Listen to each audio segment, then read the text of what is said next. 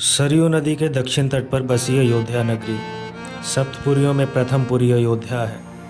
महर्षि वाल्मीकि द्वारा लिखी गई रामायण का केंद्र। वाल्मीकि रामायण के बालकांड के अनुसार श्री राम लल्ला का जन्म भी यहीं हुआ। 10,000 वर्ष तक राजा राम बनकर राम राज्य चलाया और उत्तरकांड में वर्णित गुप्तार घाट पर अंतर्ध्यान होकर जीवन लीला का अंत भी यहीं किया। स्कंद पुराण के अनुसार अयोध्या नगरी सुदर्शन चक्र पर बसी है। चलिए जानते हैं त्रेता युग से लेकर आज तक अयोध्या कितनी बदली, अयोध्या के सही दर्शन किस तरह से और कैसे करने चाहिए। सरयू नदी।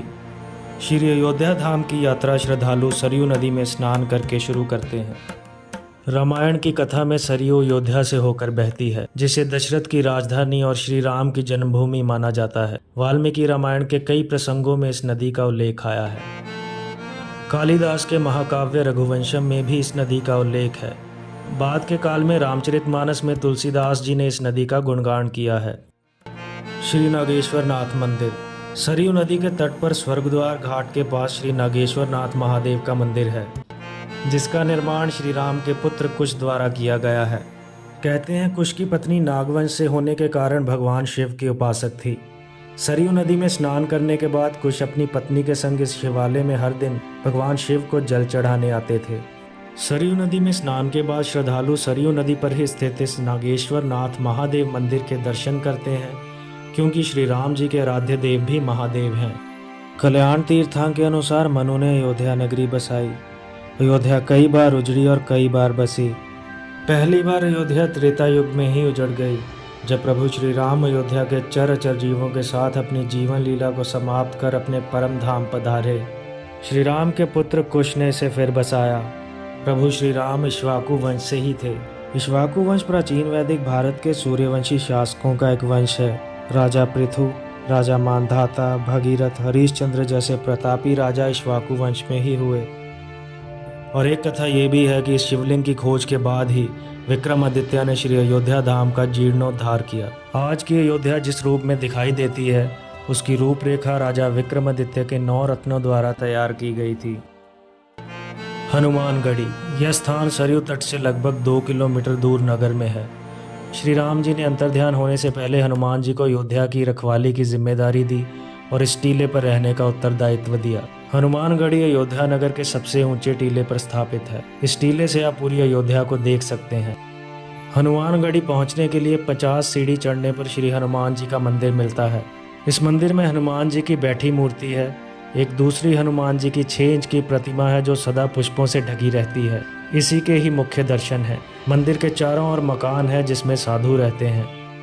श्री राम जन्मभूमि आने वाले भक्तों के लिए श्री राम जन्मभूमि के बाद हनुमानगढ़ी मुख्य आकर्षण का केंद्र है। दशरथ महल।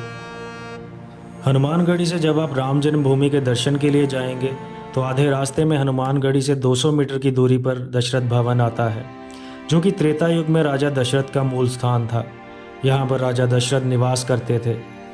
यह महल सुंदर चित्रों और कलाकृतियों के साथ सजाया गया है, जिसके अंदर एक मंदिर है जिसमें राजा दशरथ के पूरे परिवार के दर्शन किए जाते हैं। दशरथ महल में ही प्रभु ने अपना बचपन बिताया। महल में प्रभु श्री राम जी की बचपन से लेकर जवानी तक की सभी प्रतिमाओं के दर्शन करने को मिलते हैं। दशरथ महल रामलला का खेल आंगन है, जिसका वर्णन तुलसीदास जी ने रामचरितमानस में किया है। राम टीला रामकोट। अयोध्या के चारों तरफ कई टीले थे।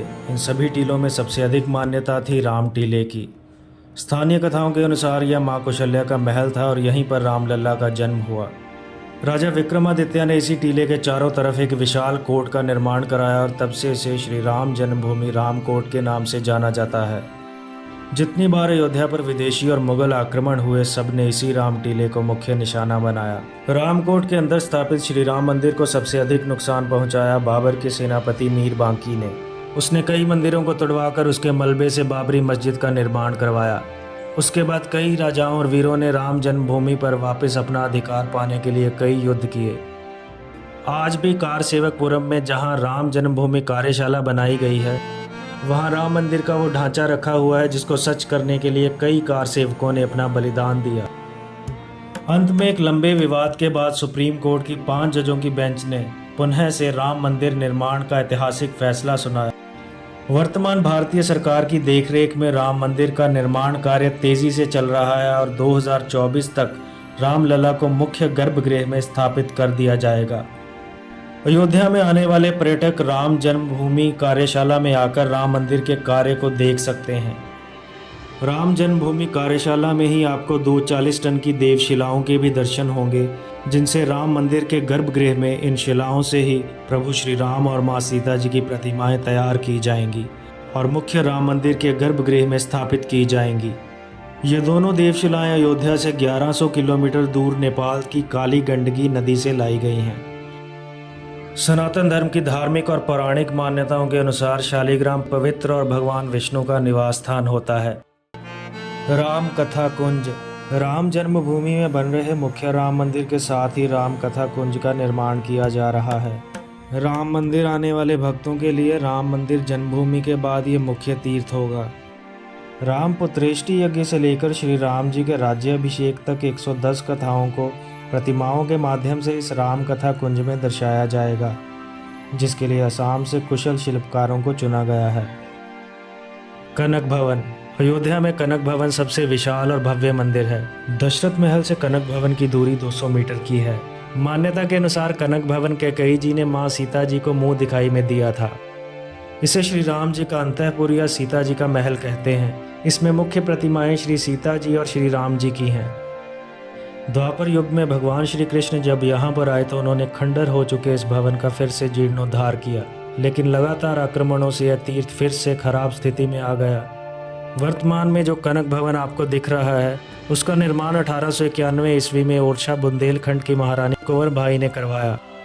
कनक भवन की निर्माण कला बुंदेलखंडी शैली में है। ओरछा में राम राजा मंदिर और अयोध्या के कनक भवन की निर्माण शैली में आपको कई समानताएं मिलेंगी। राजद्वार मंदिर। राजद्वार मंदिर अयोध्या का सबसे ऊंचा मंदिर है। रामकोट या राजा दशरथ महल तक आने के लिए यह मुख्य प्रवेश द्वार था। अपने काल के लगभग हर राजा ने राजद्वार मंदिर की मुरम्मत करवाई। माना जाता है कि इसके गुंबदों पर सोने का आवरण चढ़ा है। यह मंदिर हनुमान गढ़ी के ठीक सामने स्थित है। बड़ी देवकाली, छोटी देवकाली। माँ सीता जी की कुलदेवी हैं छोटी देवकाली। जनकपुर से माँ सीता जी जब विवाह करके अयोध्या आई तो अपने साथ अपनी कुलदेवी माँ पार्वती जी की प्रतिमा माँ देवकाली जी को भी ले आई, जो वर्तमान में हनुमानगढ़ी से 200 मीटर की दूरी पर स्थित है। प्रसिद्ध चीनी यात्री हेंगसुआंग ने इस मंदिर की प्रतिष्ठा और वैभव का विशेष उल्लेख किया है। राम अमावा मंदिर। अयोध्या में बढ़िया गुणवत्ता वाले निःशुल्क भोजन की भी व्यवस्था है। राम जन्मभूमि के बगल में ही राम अमावा मंदिर में राम भक्तों के लिए यह भोजन दोपहर 12 से 3 बजे तक मिलता है। यह भोजन व्यवस्था बिना किसी दान सेवा के चलती है। पटना के महावीर मंदिर द्वारा इस निःशुल्क भोजनशाला का संचालन किया जाता है और भोजन प्रसाद की गुणवत्ता भी बढ़िया रहती है। गुप्तार घाट। श्री राम जी की लीला का यह अंतिम स्थल है। अखंड ब्रह्मांड के महानायक, जगत के आधार श्री राम ने अपनी लीला संपन्न कर अयोध्या जी के चर अचर जीवों के साथ गुप्तार घाट पर सरयू जी में प्रवेश कर अपने धाम को पधारे थे। 19वीं सदी में राजा दर्शन सिंह द्वारा बनाया गया मंदिर आज भी घाट पर उसी रूप में मौजूद है। गुप्तार घाट अयोध्या से 10 किलोमीटर दूर फैजाबाद छावनी में स्थित है।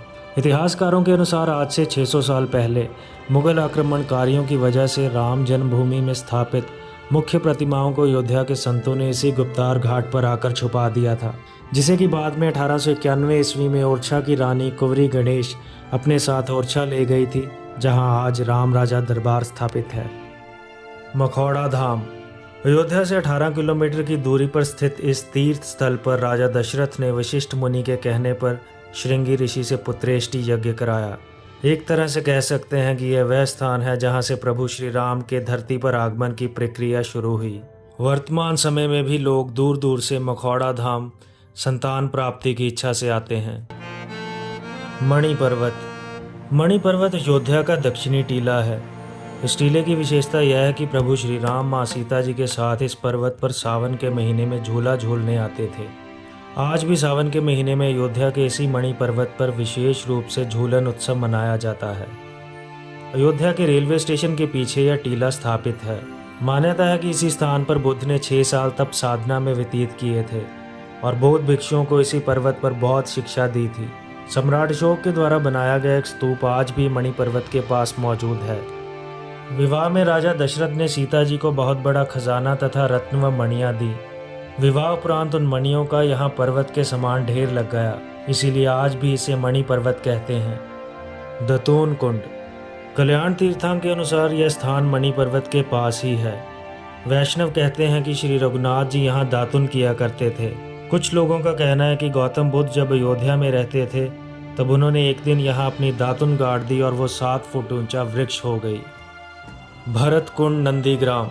नंदीग्राम में भरत जी ने 14 वर्ष तक रहकर श्री राम के चरण पादुकाओं का आश्रय लेकर अयोध्या जी का राज्य किया।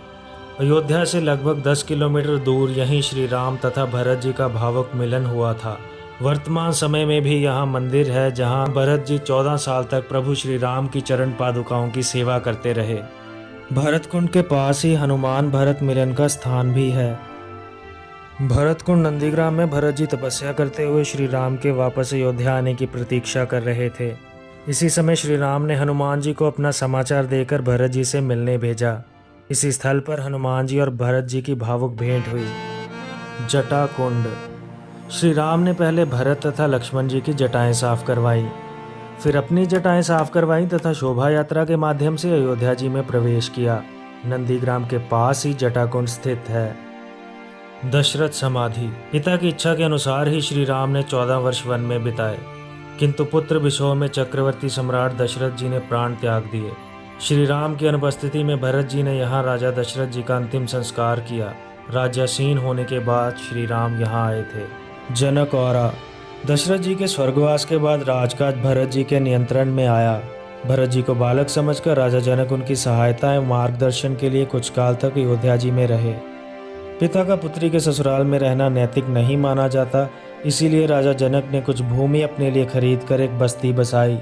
इसे जनक औरा कहते हैं और आज भी यहाँ जनक जी का मंदिर स्थापित है। लक्ष्मण किला। लक्ष्मण किला वह स्थान है जहाँ शेषनाग अवतार लक्ष्मण जी ने जीवन लीला का अंत किया। यहाँ लक्ष्मण जी का मंदिर है और इस मंदिर में मान्यता है कि यहाँ पर लोग अपने विवादों के निपटारे के लिए आते हैं। यह स्थान सिद्ध माना जाता है और यहाँ पर सच्ची कस्में खाई जाती हैं। मान्यता है कि लक्ष्मण किले में कोई व्यक्ति झूठ नहीं बोलता।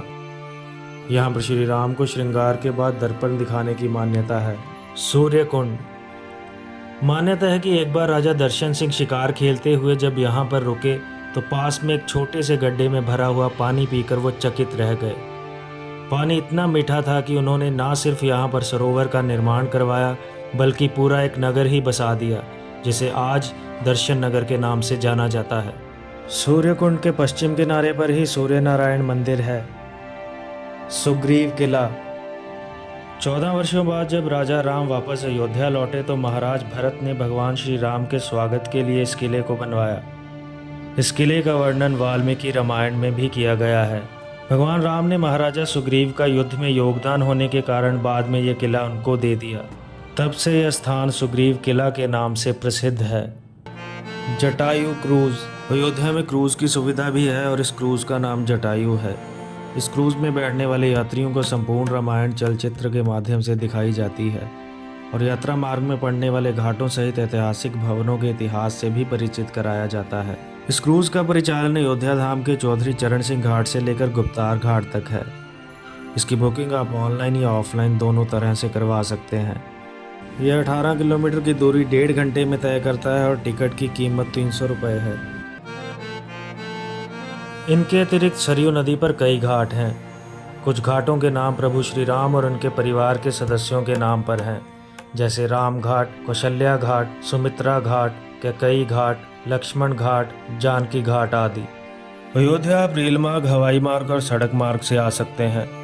हवाई मार्ग के लिए आपको नज़दीकी हवाई अड्डा लखनऊ पड़ेगा, वहां से अयोध्या 150 किलोमीटर है।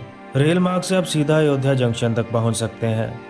बस से अगर आप अयोध्या आ रहे हैं तो आपको अयोध्या से 10 किलोमीटर पीछे फैज़ाबाद स्टेशन पर उतार दिया जाएगा। वहां से ऑटो से आप अयोध्या पहुंचेंगे। अपने खुद के वाहन से आप अयोध्या तक सीधा पहुंच सकते हैं। भविष्य में सीधा अयोध्या तक पहुंचने के लिए और भी अच्छे विकल्प किए जा रहे हैं। इसके अलावा राम मंदिर के उद्घाटन से पहले ही अयोध्या में आने वाले भक्तों को सीधे अयोध्या तक हवाई यात्रा की सुविधा भी मिल जाएगी। शुरुआत में दिल्ली, मुंबई, बेंगलुरु और हैदराबाद से उड़ान शुरू करने की योजना है। अयोध्या में रहने के लिए 600 से 1000 रुपए के बीच में कई धर्मशालाएं मिल जाएंगी। अयोध्या में बहुत से अखाड़ों के आश्रम भी हैं। यहाँ पर कम दाम में रहने की सुविधा उपलब्ध करवाई जाती है। भगवान राम की नगरी अयोध्या में पूरा वर्ष ही पर्व उत्सव मनाए जाते हैं।